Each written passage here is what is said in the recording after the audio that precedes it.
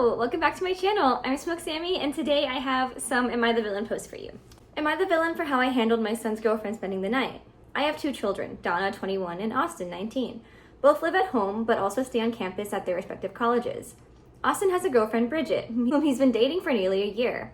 Early in their relationship, Bridget stayed over once while Donna was at school. With Donna's blessing, Bridget slept in Donna's room and Austin stayed in his room. They chose to sleep separately and there was no drama.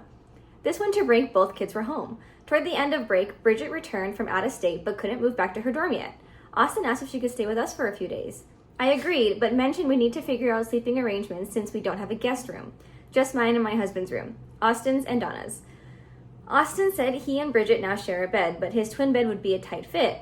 Donna has a full-size bed, so I suggested Donna and Austin switch rooms temporarily. Donna could use Austin's bed and Austin and Bridget would stay in hers. I assured Donna I'd change the bedding afterwards, but she was visibly upset and asked why Austin couldn't just sleep on the couch.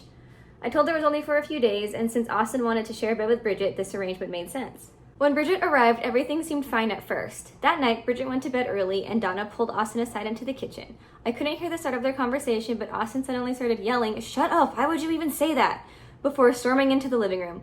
He loudly announced that he'd never invite Bridget back if everything's such a problem. When I asked him what happened, Austin explained that Donna asked him to not have sex with Bridget in her bed. He claimed he had no intention of doing that and accused Donna of being weird and trying to cause trouble. Donna said she had purposely tried to talk to Austin quietly to avoid a scene and hadn't said anything to Bridget.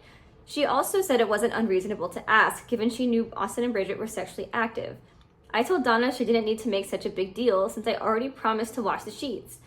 Donna became upset and ended up staying with a friend for the rest of break. School has since resumed, but Donna is barely responding to my calls or texts. Austin told me Bridget overheard the argument and now feels uncomfortable being in our house or around Donna. My husband said Austin caused a scene by yelling and pointed out that Donna wasn't out of line for making her request. He also said I should never have let Bridget stay in the first place. Am I the villain? I'm gonna go with yes. Mom is the villain because she, the complete lack of consideration for Donna makes her the villain.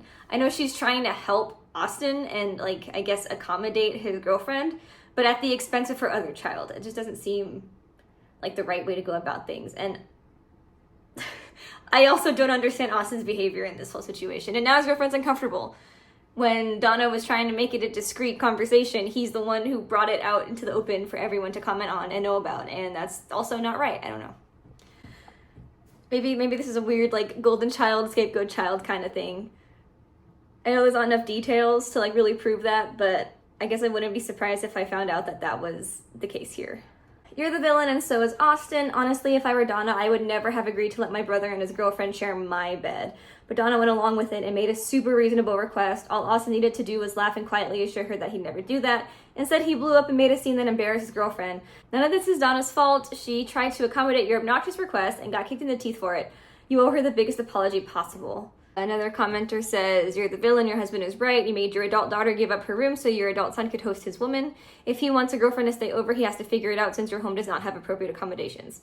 I would also be pissed if I were your daughter. Also, the fact that as a teen, he wants to sleep in the same bed as his girlfriend in his parents' home. I would not trust he wouldn't have sex in my bed. There's a total lack of reality and entitlement from your son. Which bed was he supposed to sleep in with his girlfriend? You also played into this. You do not have the space. That's it. Well, I mean, not on a bed. I don't know. I feel like if I was staying at someone's house, I would be perfectly okay with sleeping on the floor. You know, just give me a couple pillows, a couple blankets, and I will get cozy on the floor. I don't know why I know she's the guest, but it goes the other way too. If I was hosting somebody and there was only space on my bed for one person, I would take the floor if they wanted the bed instead. There are other ways around this, instead of just kind of giving Austin exactly what he wanted at the expense of others.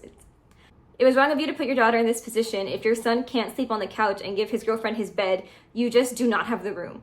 Your son and his girlfriend are not more important than your daughter.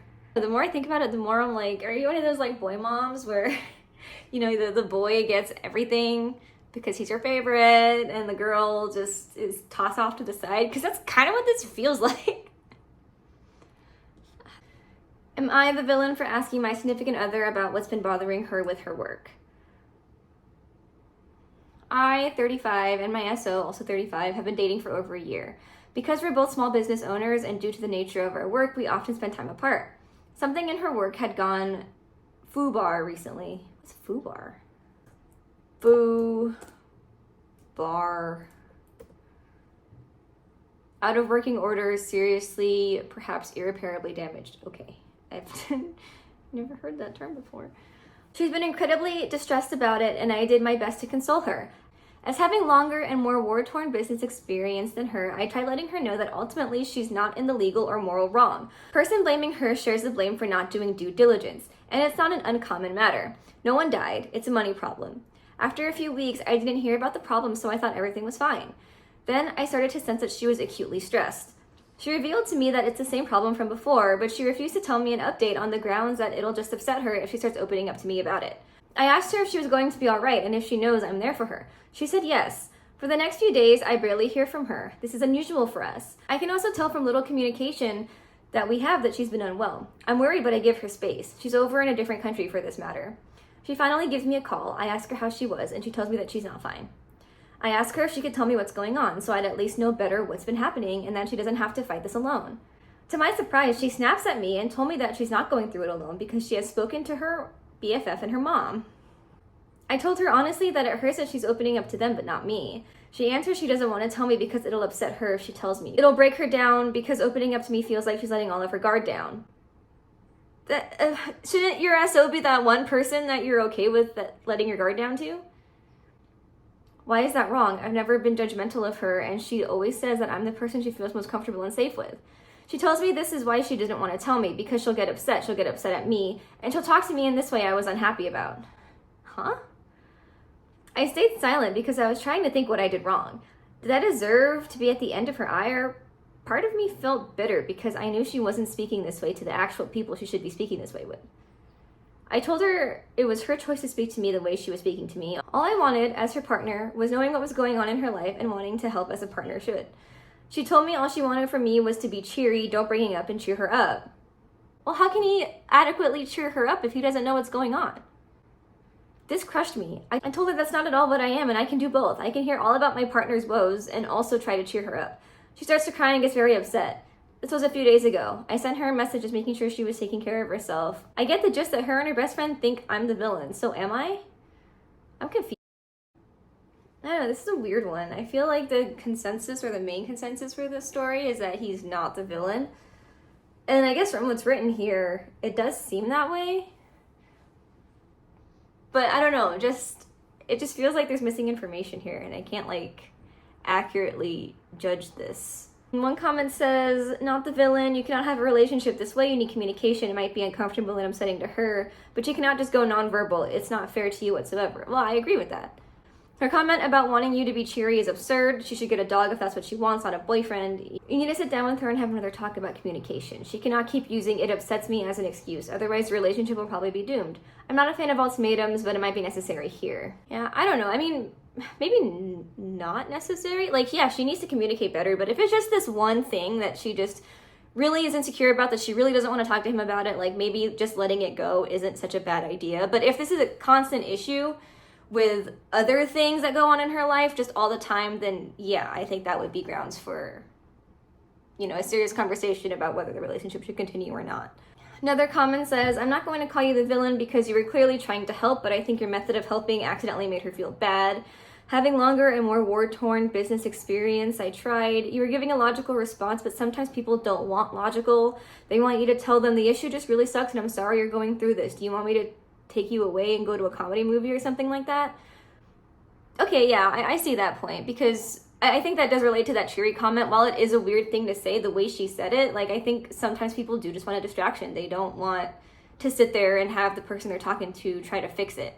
And if OP is more of a problem solver and less of a listener, I can see why she would be hesitant to tell him. What you both really need right now is a little chat where she understands that you just want to help and you understand what is being asked of you.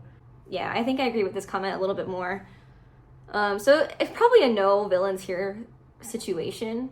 A reply to that comment, I also think there could be dynamics in play here that OP might be blind to. It's a common challenge in hetero relationships for women to feel like men try to solve their problems for them. Given how OP describes his relevant experience and insights, it seems possible to me that he gave the vibe that he could save her from her problem or that he can fix them for her, and I don't blame her if that was off-putting or beyond what she was comfortable with as to his involvement. Doesn't make OP illogical, but the cross-section of logic and emotion in high-stress situation is not simple. It's also possible that her guardedness comes from not wanting to disclose to a partner who is successful in their business her own screw-ups. Even if OP describes himself as never having judged, that doesn't necessarily mean she owes it to him to disclose more than she feels comfortable disclosing. Yeah, I think I agree with what these two people are saying more than the first comment. I get that he's concerned, but sometimes, the way people try to help isn't what the person actually needs.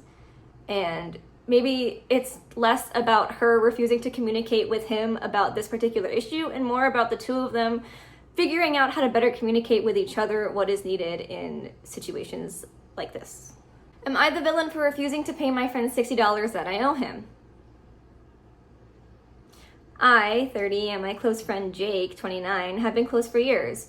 Over the years, I've lent Jake money so many times. I'm talking $50 here for gas, $100 here during a trip, even once $300 when he needed to buy an emergency PS5. Oh, wow, emergency, huh? I never really kept track because I trusted him. He paid me back some of it over time, but he still owes me a decent chunk, which I've never bugged him about. He would occasionally gift me skins in the games we play in an attempt to balance the books. A few weeks ago, Jake covered my $60 when I left my wallet at home during a group dinner. I told him I'd get him back, but life got busy and I totally forgot. A few days ago, he texted me, "Can you send me that $60 from dinner?" I apologized for forgetting and said I'd send it that night, to which he replied, "I shouldn't have to chase you for this, man." Ugh. Sorry, that would piss me off so much. That rubbed me the wrong way. It rubs me the wrong way. I feel wrongly rubbed. I didn't say anything in the moment, but it really started to bug me. I thought about all the times I've lent him money and how I never pressured him to pay me back. I've never once sent him a passive-aggressive text or made him feel bad about it.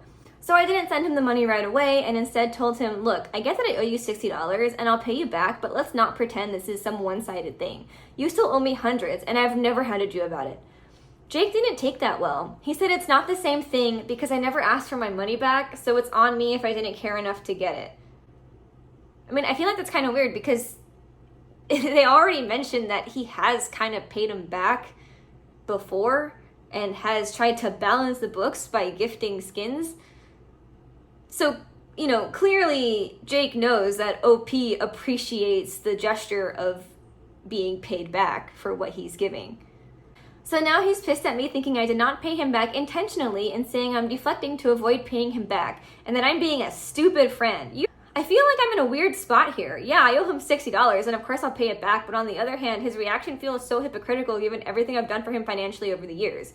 Am I the villain? Edit. I paid him back like I always intended to. It is hypocritical. It's not fair. Like, if he's already trying to, balance the books, as OP says earlier, why wouldn't this just be included in that? And that one sentence really bothers me too. I shouldn't have to chase you down for this, man. When you know that you owe somebody hundreds of dollars or that they've covered you so many times before, I understand if you need it, just ask. Just say, "Hey, I really need that $60 back, man. Why are you saying I shouldn't have to chase you?" That's just unnecessary and hypocritical, and I am not here for it. I don't think this is a good friendship because it doesn't feel reciprocal and it doesn't feel fair.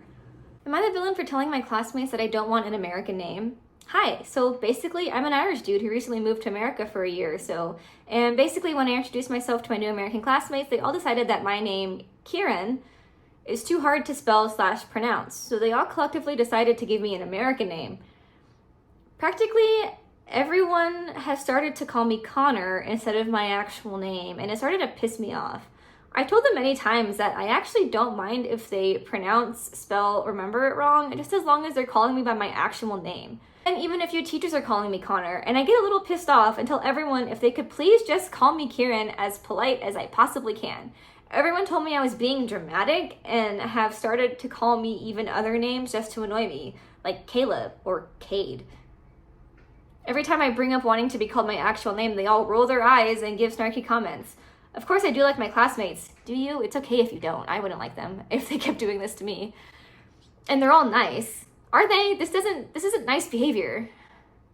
But it does slightly piss me off. Am I being dramatic or do I have a fair point? You have a fair point. That's your name. And it's not even that difficult. Especially, I looked up the pronunciation. It said Kieran, so I'm assuming that might be correct. If it's not, I'm sorry. But if you're there, literally in person, and you're like, "My name is Kieran," or if it's pronounced differently, then you would pronounce it the way you pronounce it. It's not that hard to learn it, or at least try. Even the teachers, I'm sorry you have to deal with this. I feel like it's just ridiculous. Like, what? You're not being dramatic. It's a simple request. They just refuse to do it. Not the villain.